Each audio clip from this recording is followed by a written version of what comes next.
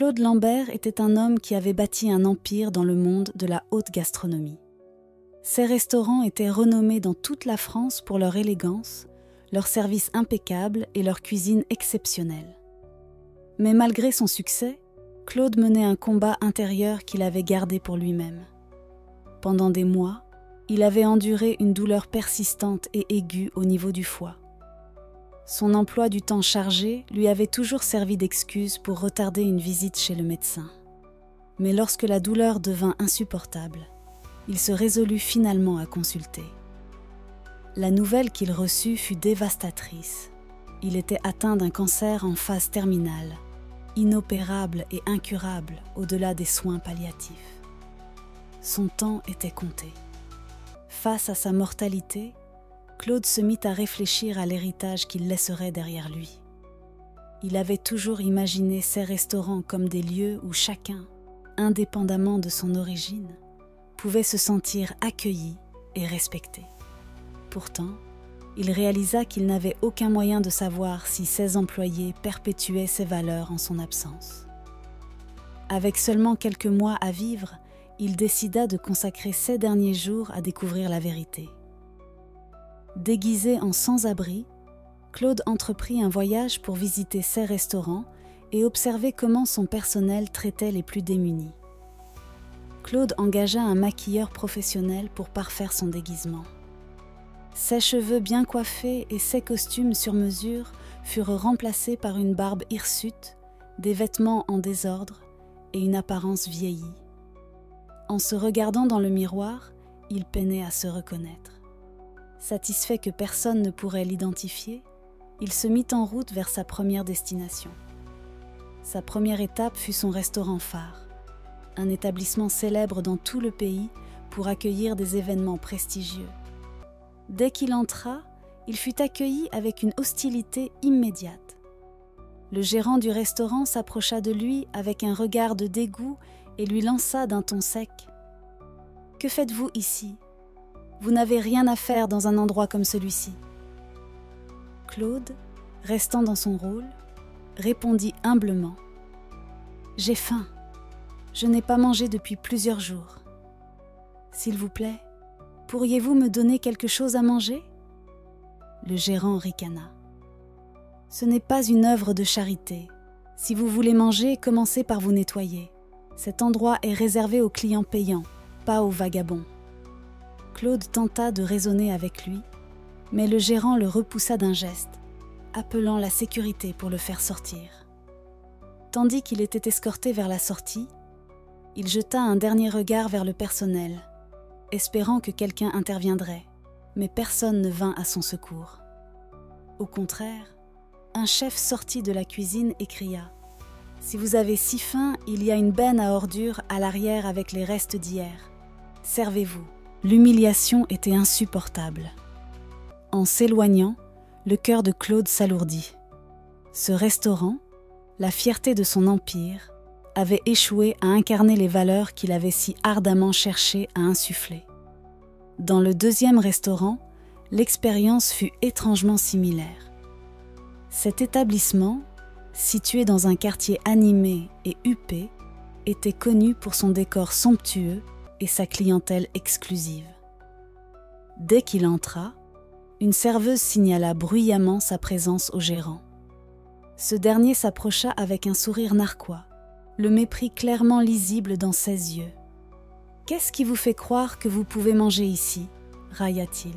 « Vous ne pourriez jamais vous permettre quoi que ce soit sur notre menu. » Claude tenta une approche différente cette fois-ci. « Je venais souvent manger ici, » expliqua-t-il. « Je connais même le propriétaire. J'ai juste traversé une période difficile récemment. » Le sourire du gérant se transforma en éclat de rire. « Ah, vous connaissez le propriétaire ? C'est drôle, car je suis le propriétaire maintenant. Et je ne sers pas des gens comme vous. Partez avant que j'appelle la police. » Encore une fois, Claude fut jeté dehors, ses supplications ignorées. Le mensonge flagrant du gérant, prétendant être le propriétaire, ajouta l'insulte à l'injure. Tandis qu'il s'éloignait, il ressentit un profond sentiment d'échec. Il avait fait confiance à 16 employés pour porter sa vision, mais leurs actions trahissaient cette confiance. Le 3e restaurant qu'il visita était le tout premier qu'il avait ouvert, l'endroit où son parcours en tant que restaurateur avait commencé. Ce lieu occupait une place spéciale dans son cœur, notamment parce qu'il était dirigé par Ethan, son assistant de confiance depuis 15 ans. Ethan avait été à ses côtés depuis l'inauguration du restaurant, et Claude l'avait toujours considéré non seulement comme un employé, mais aussi comme un ami. Ethan ferait sûrement preuve de compassion. En entrant dans le restaurant, Claude s'approcha du comptoir et demanda doucement : « S'il vous plaît, je n'ai pas mangé depuis 2 jours. Pourrais-je avoir juste un morceau de pain ?» Ethan le regarda avec des yeux froids. « Ce n'est pas un refuge, » répondit-il. « Si vous voulez manger, allez mendier ailleurs. » Claude, désespéré de toucher l'humanité d'Ethan, ajouta : « J'ai tout perdu. J'étais un homme d'affaires prospère. Mais un accident a changé ma vie. S'il vous plaît, je sais que vous êtes un homme bon qui aide ceux qui sont dans le besoin. » Ethan se pencha plus près de lui et, d'une voix basse, dit quelque chose qui bouleversa Claude jusqu'au plus profond de son être.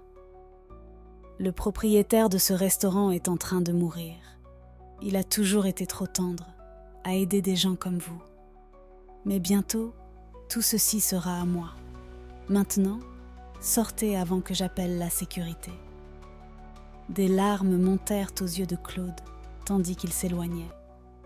Ethan, l'homme en qui il avait une confiance totale, attendait sa mort pour s'approprier l'affaire. Cette trahison était plus douloureuse que tout ce qu'il avait vécu jusque-là.